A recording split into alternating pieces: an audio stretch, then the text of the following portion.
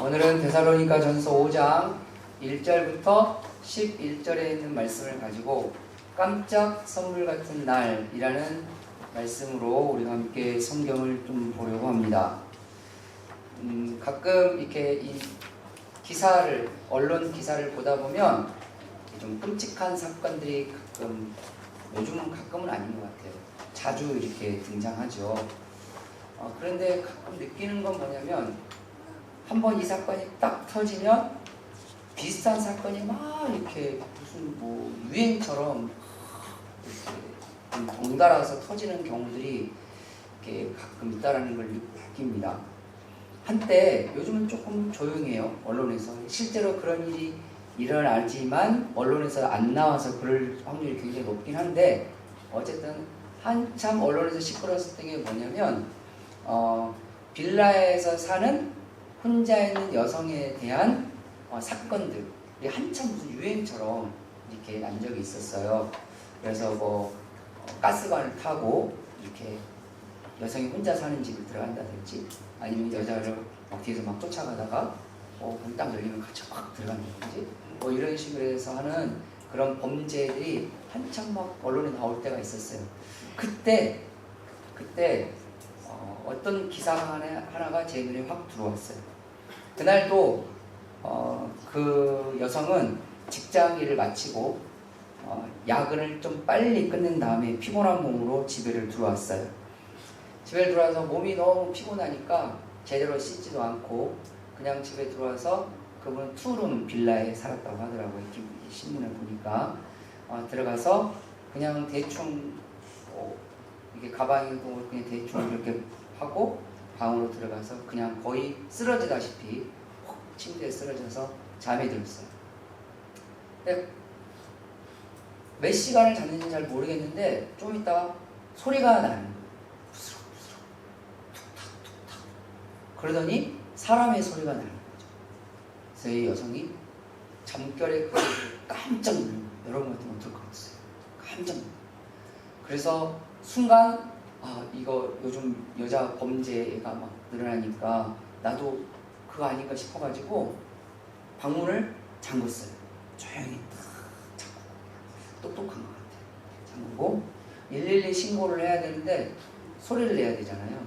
그러니까 문자 신고가 있어요. 문자 112 신고를 한 거예요.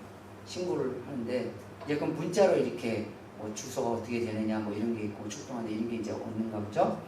예, 그러면서 이제 거실에서는 소리가 나는데 방문 틈 밑으로 보니까 불빛이 들어오는 거예요. 이 도둑놈들이 간이 부은 거죠. 거실 불을 켜놓고 가만히 들어보니까 이게 문에다가 길을 대고 이렇게 여자가 이렇게 대보니까 사람 소리가 드는데, 뭐 이거 이렇게 치워라, 저기 밑에 있다, 요렇게 해라, 저기 막 이렇게 사람 소리가 들리는 거예요. 자세히는 아니지만 어렴풋이 들리는 거예요. 너무 놀래니까, 사람이 놀래면 이게 막 무슨 말인지 잘 모르지만 사람 인기척은 나잖아요. 한 3, 4명 정도 되는 것 같아요. 너무 더 놀란 거죠. 문자로 한 3명, 4명 것 같다. 빨리 출동해달라고 그렇게 한 거예요. 문 밖에 경찰이 도착했고 이 여성분에게 문자로 이 경찰들이 보는 거예요. 빌라 비번이 뭐냐? 비밀번호. 문 번호, 요즘은 도어락이 돼 있잖아요. 비번이 뭐냐? 그러니까 비번이 뭐다. 경찰한테 알려줬더니 경찰이 비번을 누르고 들이닥친 거예요. 들이닥쳐서 거실에 있는 그 도둑놈 3명을, 나중에 그 3명이었더라고요.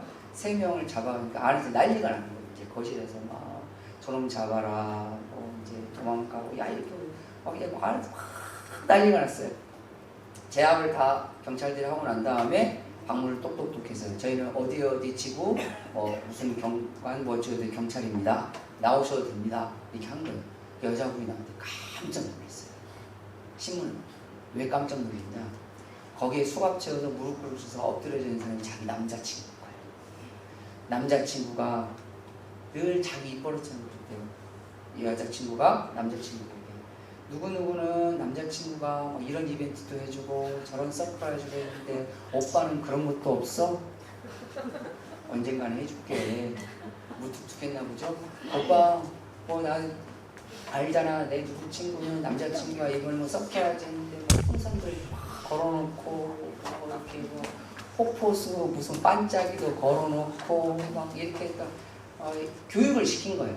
그 남자친구가 알았다고 언젠가 해주겠다 이렇게 한 거죠.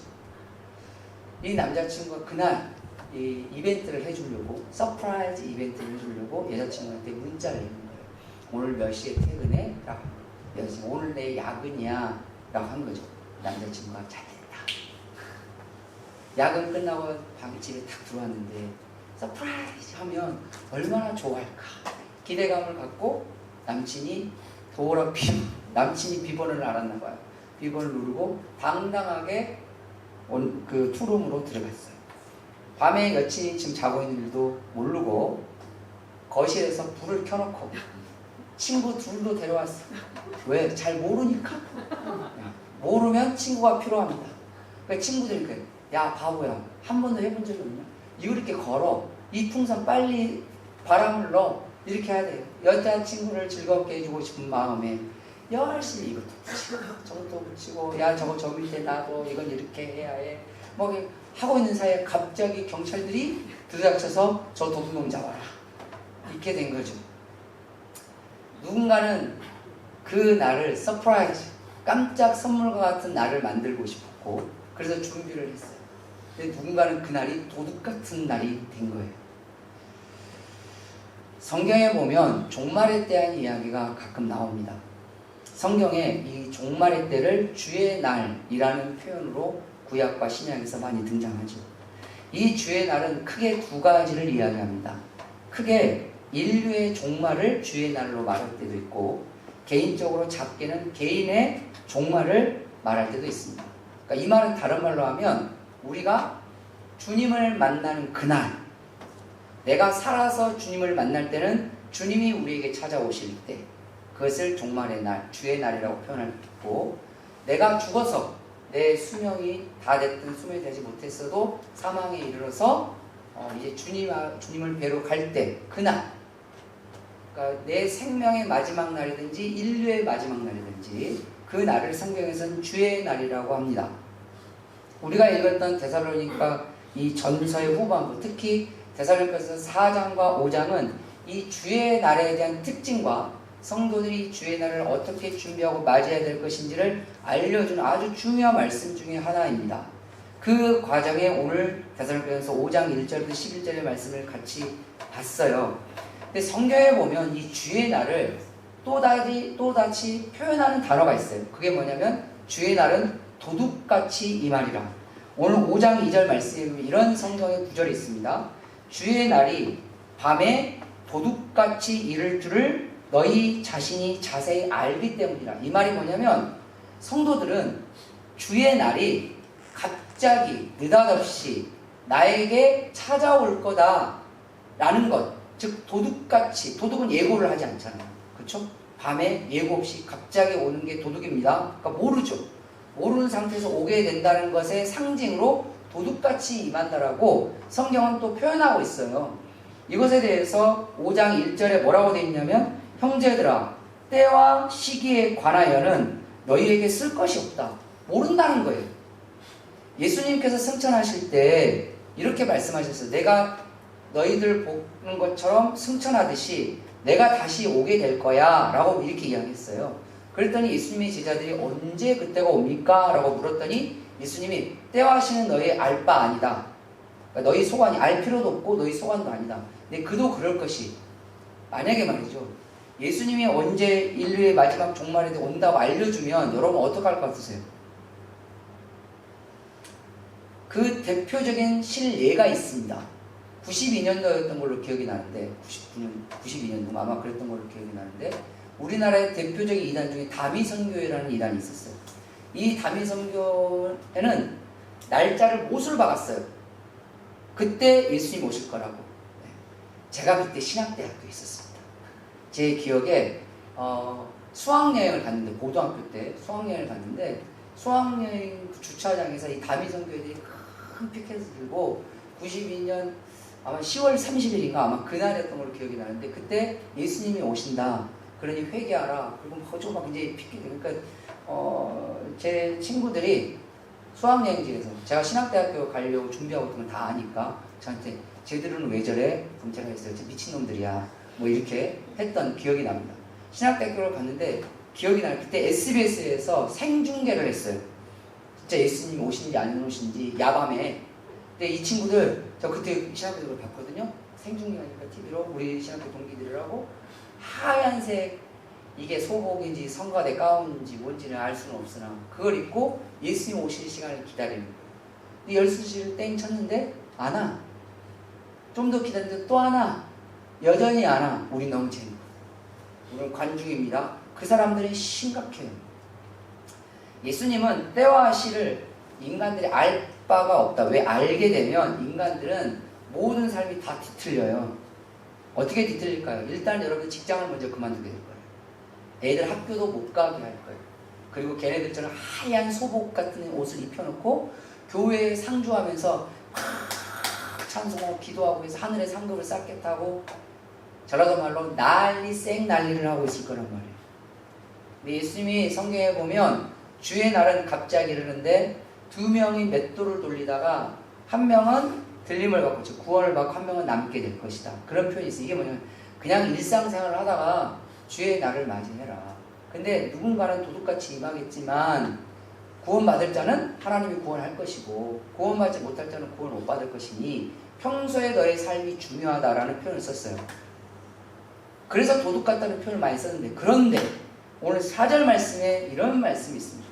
형제들아 너희는이라고 되어 있어요. 너희는 어둠에 있지 아니하매 그날이 도둑같이 너에게 임하지 못하리니. 할렐루야. 자, 이 성경 말씀을 그대로 보면 주의 날이, 즉 내가 죽는 날이 아니면 인류가 멸망하는 날이 아니면 주님이 이 땅에 다시 재림하시는 날이 도둑같이 갑자기 임하는 건 맞는데 누군가는 도둑같은 날로 느껴지게 될 것이고 누군가는 그러지 않을 거라는 거예요. 그럼 이걸 다른 말로 하면 어떻게 표현하면 좋을까요? 그래서 제가 그냥 이렇게 표현했어요. 누군가는 주의 날이 도둑 같을 거예요. 그런데 누군가는 주의 날이 서프라이즈 데이, 깜짝 선물 같은 날이 될 줄 믿습니다. 할렐루야. 주님의 날이 갑자기 왔는데 제가 오늘 애들에게 물었어요. 얘들아, 시험의 날이 서프라이즈냐 아니면 심판의 날이냐?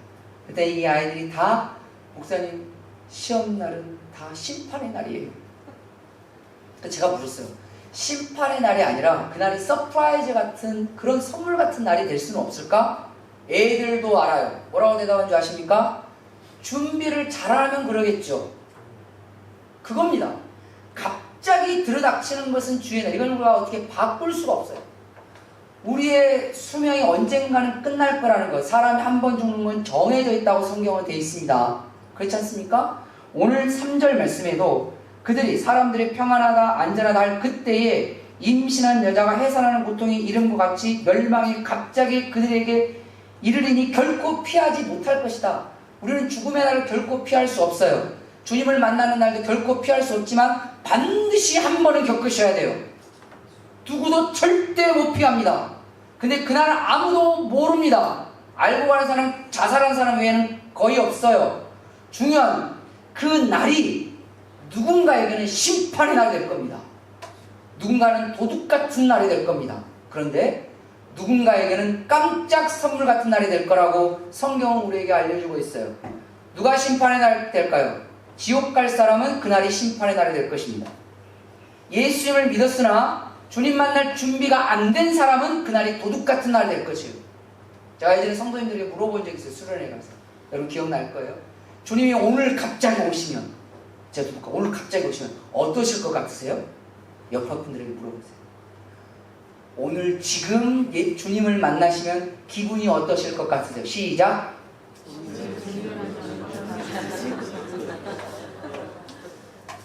자, 잘 생각하시고 대답하셔야 돼요. 오늘 지금 주님을 만나신다면 기분이 어떠실 것 같으세요? 어려울 것 같아서 제가 3가지로 줄여드리겠습니다. 1번, 주님 왜 이렇게 빨리 오셨어요? 좀만 늦게 오지. 나는 준비한 게 아무것도 없는데. 1번. 2번, 아이고 올 게 왔다. 어떡하지? 와 2번 3번 주님 왜 이제 오셨어요? 제가 주님 너무 뵙고 싶어요. 주님 저는 준비가 다 됐으니 주님 제 집이 어딘가요? 알려주세요. 자, 나는 1번 같을 것 같다. 오른발을 살짝 드세요. 저 창피합니다. 2번 같을 것 같다. 왼발을 살짝 드세요. 왼발만 들었는데 온몸을 흔드시네. 자, 3번 같을 것 같다. 손 들어보세요. 감사합니다. 감사합니다. 주여, 저거 오늘 회개해야 될 것 같습니다. 제가 목회를 어떻게 했는지 여기도 답이 나오는가 싶은데. 오늘 4절 말씀. 형제들아, 너희는 어둠에 있지 아니하며 그날이 도둑같이 너희에게 임하지 못하리라. 할렐루야. 주님 만나는 그날이 도둑같이도 슬프고 후회되는 날이 아니라 정말 깜짝 선물 같은, 서프라이즈 같은 그런 날이 될 사람들이 있다라고 성경은 우리에게 말해요. 그렇다면 누가 주님의 날이, 주의 날이 도둑같이 임하지 않고 깜짝 선물과 같은, 정말 서프라이즈 같은 그런 날이 될 수 있을까? 첫 번째로 성경을 통해서 보면 주의 날을 늘 기억하는 사람입니다. 할렐루야. 따라서 할까요? 주의 날을 늘 기억하라. 주의 날이 어느 날 갑자기 임하게 될까라는 건 피할 수가 없는 사실이에요. 절대로 피할 수가 없어요. 여러분, 세상에 오는 건 순서 있어도 가는 건 순서가 없습니다. 요한계시록에 보면 예수님이 이 땅에 재림하셔서, 강림하셔서 이 땅에 심판할 건 심판하시고 구원할 건 구원하시고 새하늘과 새 땅으로 임재하실 거라고 요한계시록에 분명히 우리가 말씀하셨어요. 중요한 건 이 요한계시록에 있는 말씀을 믿을지 말지는 여러분들 마음이에요. 그러나 한 가지 드리고 싶은 말씀은 창세기부터 유다서까지는 모든 하나님의 말씀이 다 이루어졌어요. 그런데 창세기부터 유다서까지 오는 동안에 1500년 이상이 돌아오는 동안에, 그까지 오는 동안에, 왜냐하면 창세기부터 요한계시록에 기록되어지는 역사가 1500년 정도 됐으니까 1500년 동안 하나님의 말씀이 기록되어지는 동안에 수많은 사람은, 예를 들면 창세기 이렇게, 아니면 이사야에서 이렇게, 아니면 뭐 디모데 말씀에서 이렇게 될 거라고 말했을 때 그 말을 믿는 사람들도 있었고 안 믿는 사람들도 있었으나 그 말이 다 이루어졌어요. 이 말은 사람이 믿냐 안 믿냐는 하나도 중요한 게 아니에요. 주님은 주님의 길을 가십니다. 그게 하나님이에요. 단지 당신은 당신의 길을 가시되 우리에게 모든 걸 알려주세요. 왜? 준비하고 대비하고 기억하라고. 왜냐하면 그래야 우리가 하나님 앞에 도둑과 같이 나를 맞이하는 것이 아니라 서프라이즈 같은 나를 맞이하게 될 것이기 때문에 그렇습니다. 그러려면 주님이 하신 말씀을, 그렇구나, 주의 날은 갑자기 어느 날 나에게 임하니, 이거 늘 기억해 두죠. 다른 말 할까요? 오늘이라도 주의 날이 임할 수 있겠다. 내일이라도 주의 날이 임할 수 있겠다. 그렇다면 나는 어떻게 살아가야 될 것인가? 이걸 늘 마음에 되새기는 자, 그런 사람은 주의 날이 도둑같이 않을 겁니다. 도리어 그날이 서프라이즈 데이가 될 거예요. 깜짝 선물 같은 날이 될 거예요.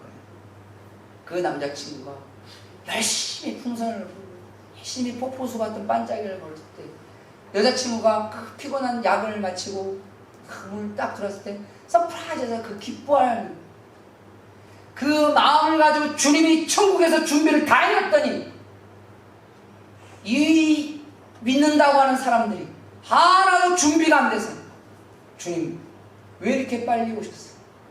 나는 준비가 안 하는 거야. 어떡하지? 주님 예고도 없이 왜 이렇게 갑자기 오셔가지고 사람 당황하게 만들지? 이런 믿음이 없는 사람이 되지 않기를 주님의 이름으로 축원합니다. 늘 주님이 언제든지 나를 만나러 오시든지 내가 주님을 만나러 갈 거는 늘 그렇게 기억하는 사람은 어쩔 수 없어요. 준비할 수밖에 없어요. 그런 사람은 준비하게 되어 있습니다. 내가 오늘이라도 주님을 만날 준비를 하는 거예요. 내가 오늘이라도 주님 앞에 설 준비를 하는 거예요. 내가 오늘이라도 주님 앞에 세워줄 준비가 되어 있는 거예요. 왜? 그 사람은 늘 머릿속에 담고 있거든요. 주의 날을 늘 기억하고 있어요. 제 아는 분 중에 몸이 굉장히 허약하신 분이 있어요. 어렸을 때부터 몸이 늘 허약했어요. 병원 가면 몸이 늘 허약하니까 그래서 집에서 막 여러 가지 막 보약도 엄청 많이 먹이셨다고 하시더라고요. 그런데 그분이 이제 그래도 감사하게도 안 죽고 잘 이렇게 그분 표현 그대로 버티고 청년의 시절을 거치시고 30대까지 갔어요. 근데 그분이 그때 당시에 저를 만났었는데 이제 교제하면서 그분이 무슨 말씀하시냐면 목사님 저는요 늘 죽을 준비를 하고 살아요. 그 얘기를 하시는 거예요. 그런 말씀을 하세요. 그랬더니 자기 스토리를 이야기하는 거예요. 가만히 들어보니까 온몸이 다 병원이야. 제가 과거에 교회에서 섬기면서 가르쳤던 제자가 하나 있어요. 그때 당시 때 그 친구는 고등학교 1학년 여고생이었어요. 되게 똑똑하고 또 인기도 많았어요. 사람들하고 이 대인관계에서. 근데 몸이 약하고 정신적으로도 약했어요. 근래에 그 친구를 만났어요. 갑자기 만났어요. 걔는 서프라이즈라고 하는데 저는 또 똑같았어요. 근래에 만났어요. 자기 뭐 삶을 이렇게 이야기하고 기도해 주세요. 저 하는 거예요. 가방이 이만해요. 넌 도대체 가방에 뭘 왜 가지고 다니냐? 그랬더니 목사님 한번 보실래요? 그리고 이만한 소리 뭉탱이를 꺼내는 거예요. 서류 뭉탱이에요. 서류 뭉탱이. 거기 보니까 다 진단서. 지금 이 친구의 요즘 이슈가 뭐냐면 갑자기 쓰러진대요. 갑자기 길 가다가 픽. 기차 타고 가다가 픽. 자기 정신이 필름이 끊어지는 거예요. 그러면 119를 부를 거 아니에요. 사람들이 119 실려가요. 119 대원들이 이 사람은 어떻게 할지 모르잖아요. 그러면 처음에 깨워요. 그래서 정신이 조금 돌아오면 어디 평소에 지병이 어디세요? 119 대원이 그거 다 물어봐요. 자기도 알 수가 없으니까. 아니면 평소에 가던 병원이 어디세요? 라고 물어보니 뭐 이래요. 이 친구는 정신이 돌아와도 귀는 들리는데 눈도 안 떠진대요. 귀는 다 들린대요. 정신이 돌아와도 귀는 들리는데 몸은 다 이렇게 경직되어 있는 뭐 그렇다고 저는 경험해보지 못했지만 그 친구는 그런 거예요. 그러면 온 힘을 다해서 손가락으로 가방을 가리키는 거죠. 온 힘을 깨어나면 응급실에 실려가도 환자분 응급실에 가면 의사들 깨워 환자분 일어나보세요 하면서 평소에 어디 아픈 데 없어요? 라고 의사들이 물어봐요. 온 힘을 다해서 손가락으로 가방을 가리켜요. 그러면 그 119 대원이나 의사가 가방을 뒤져. 그럼 이만한 소리뭉텅이가 나는 거죠. 거기에 다 있어요. 근데 응급처치를 그걸 가지고 하는 거예요. 언제 죽어도 이상하지 않는 사람이죠. 그 30대에 만났던 그분이 그 얘기를 하시고 그래서 저는 늘 주님 만날 준비라고 삽니다. 그분에게는 그게 현실이에요. 근데 우리에게는 현실이 아니잖아요. 제가 아는 한 우리 교회 성도들 중에 오늘 내일하는 사람은 아무도 없습니다. 심지어는 마치 1000년 동안 살 것처럼 사시는 분도 계세요. 옆에 분 얼굴 보세요. 그리고 이렇게 해서 한 1000년 살 것 같는데요. 시작.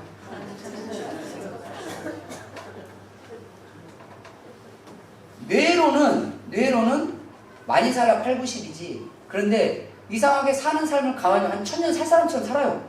세상을. 온갖 세상 근심 다 짊어지고 기억하십시오. 주님의 날이 서프라이즈 데이가 되려면 나는 오늘도 주님을 만날 수 있다. 오늘이 주의 날이 될 수 있다. 그걸 늘 인식하셔야 돼요. 그러면 사람은 자동적으로 뭐라도 내가 주님을 위해서 해야 되지 않을까라는 걸 생각할 수밖에 없어요.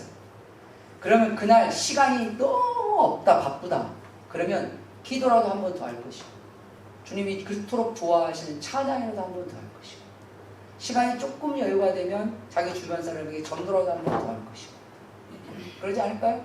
조금 더 시간이 되고 조금 여유가 되면 옆에 사람은 그렇지 맞아 내가 오늘 주님을 만날 거라면 주님 앞에 그냥 가면 안 되지 다른 사람을 돕거나 섬겨줄 수 있는 마음이 그에게 생길 수밖에 없다는 것이 성경의 원리입니다. 그런데 사실이잖아요. 주의 날은 언제 임할지 오늘이라도 갈 수 있어요. 내일이라도 갈 수 있어요. 저는 목사이다 보니 여러분들보다 장례식장을 굉장히 많이 갑니다. 늘 죽음의 상황과 죽음 이후의 상황을 맞닥뜨리며 살아요. 장례식장 가면 뭐 심지어는 정말 너무 어린 아이부터 시작해서 나이가 100살이 넘으신 분까지 다. 그런데 그들이 다 주님 앞에 섰을 때 다 똑같이 서프라이즈 같은 깜짝 선물 같은 날이 됐을까요? 그날이 아닙니다. 절대 그럴 수 없습니다. 그래서 우리 기억하셔야 합니다. 오늘은 난 주님을 만날 수 있다.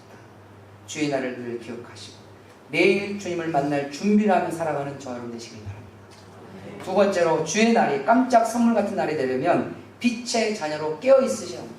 빛의 자녀. 따라서 할까요? 빛의 자녀로 깨어 있으라. 성경에서 영적인 의미는, 성경에서 자녀라는 말의 영적인 의미는 어디에 속해 있느냐, 어디에 속해 있느냐, 누구로부터 지속적으로 영향을 받고 있느냐, 영향을 받고 있냐, 양육받았다는 뜻이기 때문에 영향을 받고 있느냐 라는 의미로 자녀라는 말을 써요. 그래서 우리는 하나님의 자녀다 그러면 하나님 안에 속해 있고, 그 다음에 하나님으로부터 지속적으로 영향을 받고 있는 사람을 하나님의 자녀다 라고 말해요.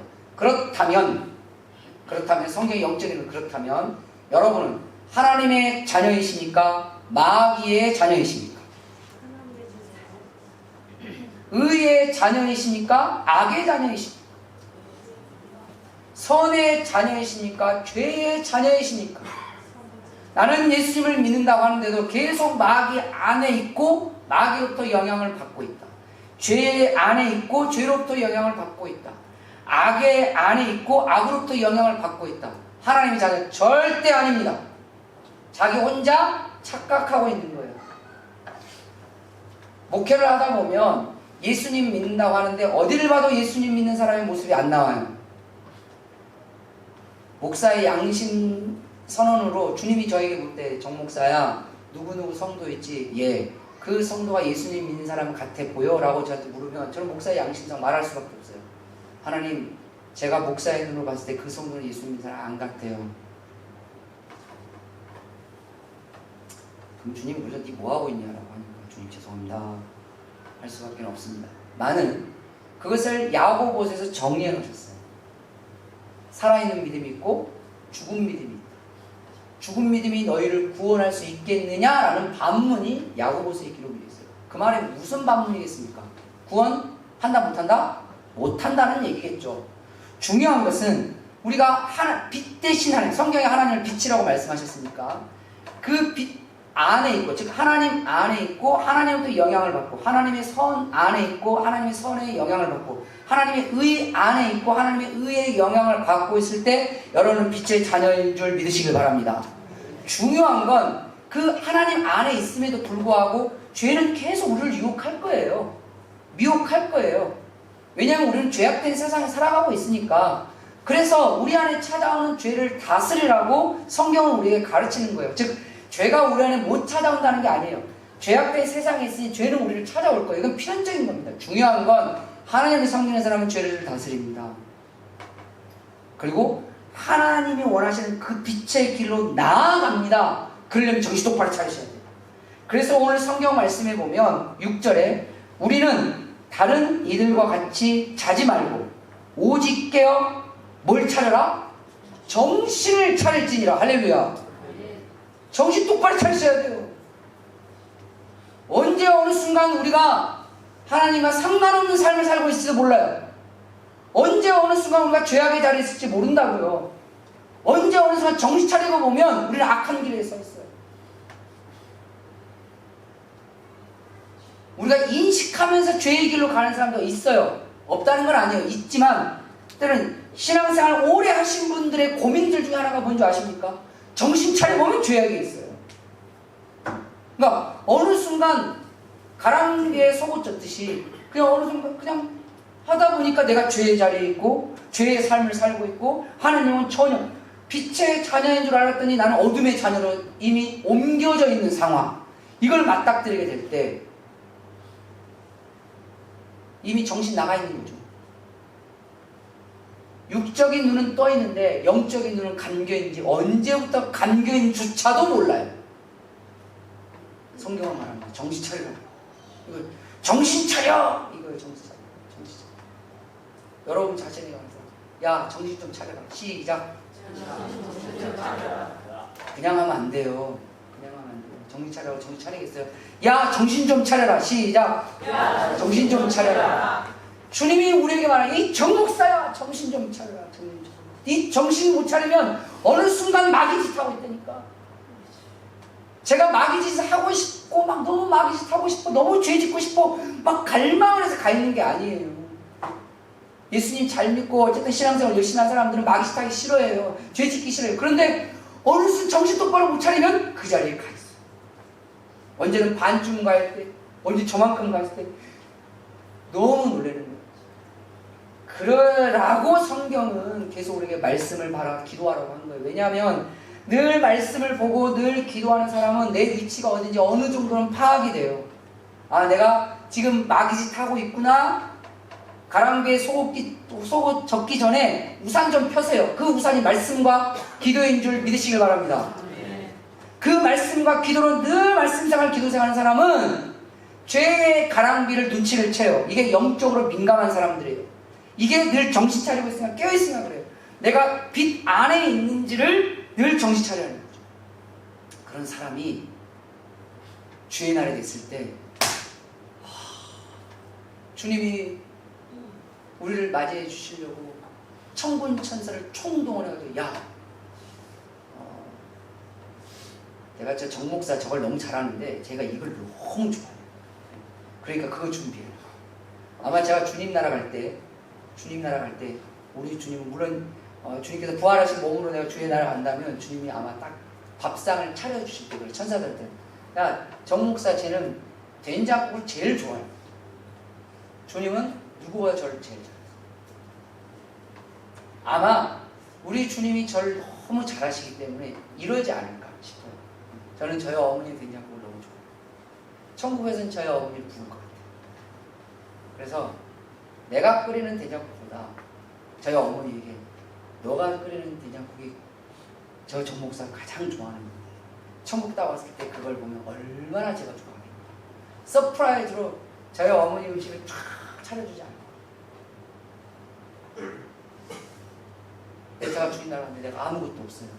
그러면 그 밥상 앞에 무슨 생각을 하겠습니까? 제 친구가 어머니가 팔순이 됐어요. 요즘은 뭐 환갑잔치 안 하고 칠순잔치도 안 한다고 하더라고요. 팔순인데 잔치를 한 거예요. 근데 제 친구가 무슨 말 하냐면 야, 우리 둘째 형이 왔는데 진짜 아무것도 준비를 안 했어. 큰형하고 자기가 준비를 다 했나 봐요. 하다못해 뭐 봉투라도 하나 가져오면 되지 않냐. 염치가 없더라고. 제 친구가 저에게 그 얘기를 한 거예요. 부모님 팔순 잔치인데 제가 가만히 들었는데 그 생각이 들어요. 주님이 요한계시록에 천국 잔치라는 표현을 쓰셨어요. 주의 날 천국 잔치를 싹 열어놨는데 나는 아무것도 주님 앞에 가져간 게 없어요. 얼마나 부끄럽고 창피합니까? 왜 그렇게 되어버렸을까? 이유는 하나입니다. 빛의 자녀가 되지 못하고 어둠의 자녀로 살았기 때문에. 그럼 왜 어둠의 자녀로 살고 있었을까요? 정신 똑바로 못 차렸으니까요. 왜 정신 똑바로 못 차리고 살았을까요? 말씀생활과 기도생활이 안 되니 내 영적인 위치가 어디로 가는지도 몰라요. 영적 나침판이 나한테 없으니 내가 지금 죄의 길로 가고 있는지 의의 길로 가고 있는지 하나님 따라 가고 있는지 마귀 따라 가고 있는지 주님이 기뻐하시는 삶을 살아가고 있는지 주님이 슬퍼하시는 삶을 살고 있는지 자기 위치 자기가 똑바로 몰라요. 그러니 정신을 못 차리는 거죠. 그러니 성경은 정신 똑바로 차리라고 말하는 겁니다. 빛의 자녀로 깨어있기를 주님의 이름으로 축원합니다. 세 번째로 주의 날이 깜짝 선물 같은 날이 되려면 믿음과 사랑과 구원의 소망으로 무장하셔야 합니다. 따라서 할까요? 믿음과 사랑과 구원의 소망으로 무장하라. 오늘 8절 말씀에 보면 우리는 아직에 속하였으니 정신을 차리고 믿음과 사랑의 호심경을 붙이고 구원의 소망의 투구를 쓰자. 자, 여기 보면 호심경과 투구가 나왔어요. 호심경과 투구의 공통점이 세 가지입니다. 첫 번째는 무장이에요. 무장. 군인들이 착용하는 무장이에요. 두 번째는 가만히 보면 자기를 지키는 방어용 무기예요. 공격용 무기가 아니고 나를 지키는 방어. 호심경은 가슴과 어깨를 막는 지금으로 말하는 방탄조끼 같은 겁니다. 투구는 머리에 헬멧이죠. 이렇게. 그러니까 적으로부터 나를 마지막까지 나를 지켜줄 수 있는 방어용 무기가 호신경과 투구입니다. 이게 공통점이고 세 번째가 중요해요.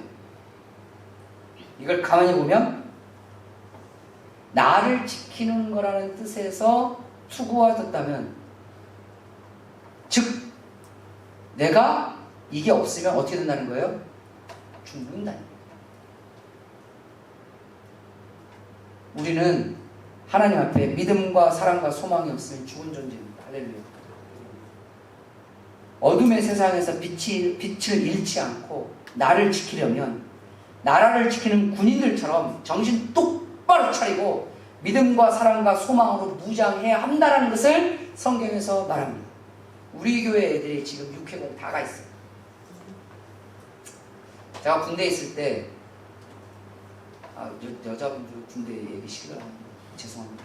성경이 군인 얘기니까 그냥 들으세요. 아멘.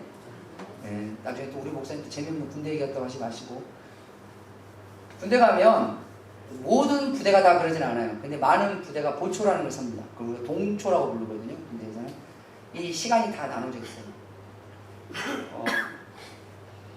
어느 날 아침에 일어났어요. 그런데 우리 중대가 난리가 나는 거예요. 그래가지고 우리 선임하사가 돌아가지고 뭐 욕을 했어요. 이 새끼들이 뭐 저는 이제 자다 일어났으니까 뭐 아침 이제 구보를 하는데 막 뛰는데 어젯밤에 무슨 일 있었어? 아무도 모르니까 무슨 일 있었어? 막 쑥덕쑥덕 되는 게 뛰면서 뭔 일 있어요? 모르겠습니다. 모르겠습니다. 근데 누가 없다? 그때서 감이 오는 거예요. 누가 없다?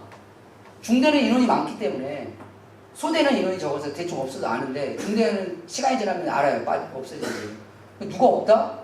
그랬더니 나중에 이제 다 끝나고 난 다음에 이제 세민대에서 막 쉬는데 이제 소문이 들려요. 우리 중대 몇 소대에 누가 어제 동초 쓰다가 주무셨어요. 그것도 아주 푹 숙면을 누리셨어요. 숙면을 누리셨는데 거기에 이제 점검하러 다니거든요. 실은 야간 거기 그 선임하사들이 하다가 옆에 갔는데도 몰라. 왜? 너무 숙면에 취하셨어요. 이 선임하사가 어떻게 했냐? 소총을 싹 빼가지고 가버렸어요. 영창입니다. 지금으로 하면 군기교육대라고 하랬지만 그때는 영창입니다.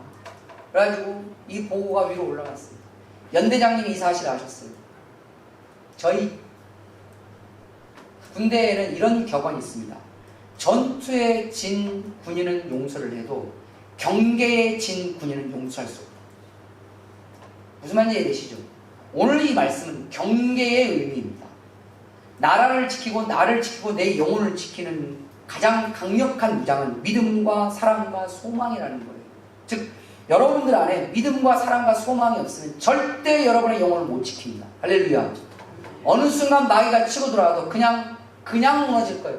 주님을 향한 믿음이 없다면, 형제를 향한 사랑이 없다면, 하나님의 나라에 대한 구원의 소망이 없다면 살았으나 죽은 영혼과 같다는 사실을 늘 깨달으셔야 합니다.